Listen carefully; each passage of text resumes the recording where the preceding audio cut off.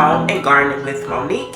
So I'll just give you guys just a little front yard garden update on my garden and everything, and you guys see how everything is doing. But today's video I will be picking some of these pears off of the pear tree, and I know they aren't quite ripe yet, but this tree is like overflowing with fruit, and it's to the point where the tree limbs are just laying down to the ground with fruit. So I'm going to pick the biggest fruit that I have and get as many as I can, and I'm going to can them. I know at this stage that they aren't as sweet or anything, but I'm hoping when I can these in a little light syrup with a little cinnamon, that these will become softened, and also they will also be sweet as well. So that's my plan for these.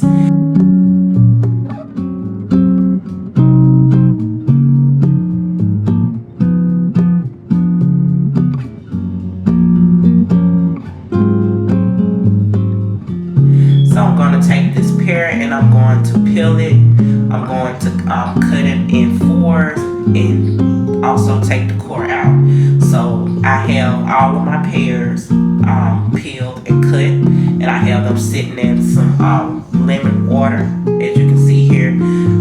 Sometimes apples and pears will get like a little dark tint on them, but this is normal. You can add lemon or something to the water to make it not turn this color.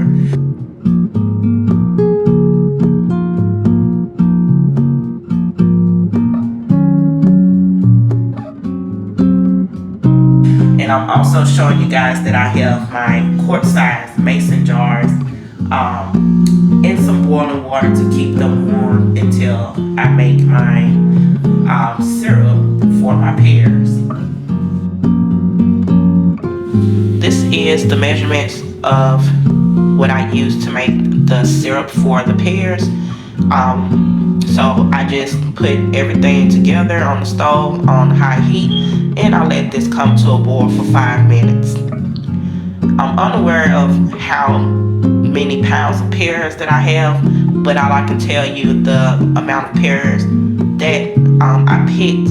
I was able to do 6 quart-sized jars with those. So you're gonna need some bottled lemon juice to add a little acidity to the pears so that you can can them. So I'm just showing you guys that I've let this boil for about 5 minutes, and now it's time for me to add in the pears.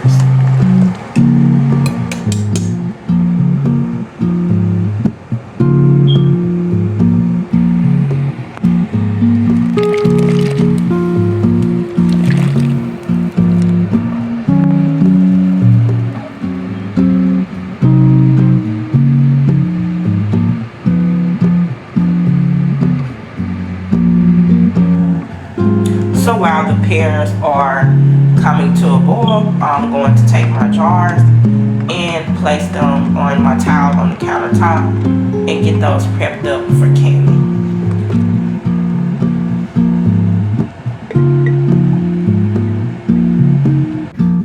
So now that I have my jars out of the boiling water, they are still hot.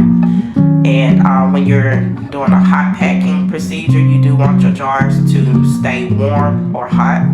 So I'm going to add 2 tablespoons of lemon juice in my quart jars. If you're using pint jars, then you'll only need 1 tablespoon.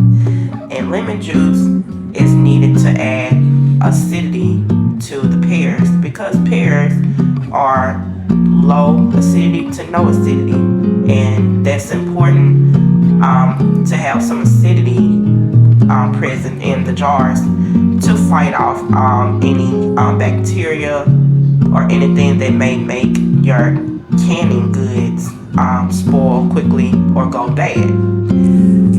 But if you need more information on how to properly can certain food items, you can go on the Ball Jars website, or you can go on a national canning website for more details and a better explanation of how you can do things properly. So I am adding in my pears to my jars, and I'm only going to fill them right at the rim, and I'm going to come back with some of the syrup and also fill that to the rim as well.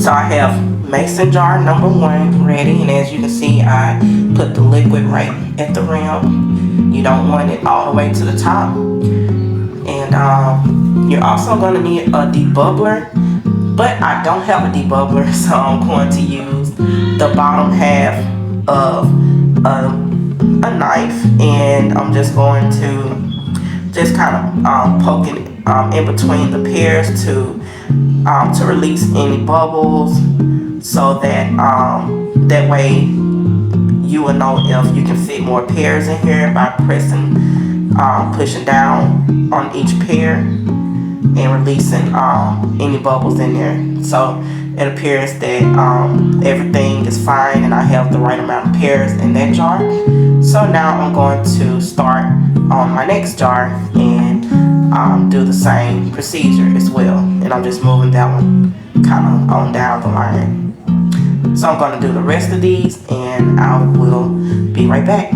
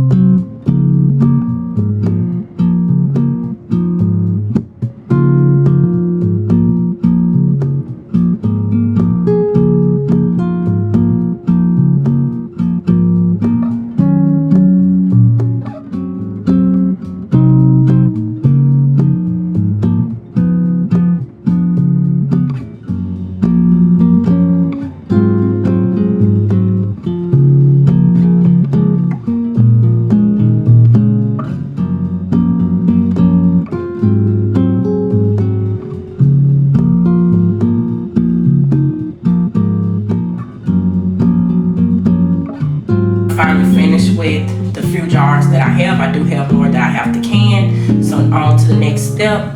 This is some vinegar that I have in a jar, and I have a clean napkin, and I'm taking that napkin and dipping it in the vinegar, and I'm cleaning the rims around the jars. You want to make sure you do this so that you can prevent the lid from not sealing properly or correctly on the jar. So this step is very important. You don't want any food particles or any sticky liquid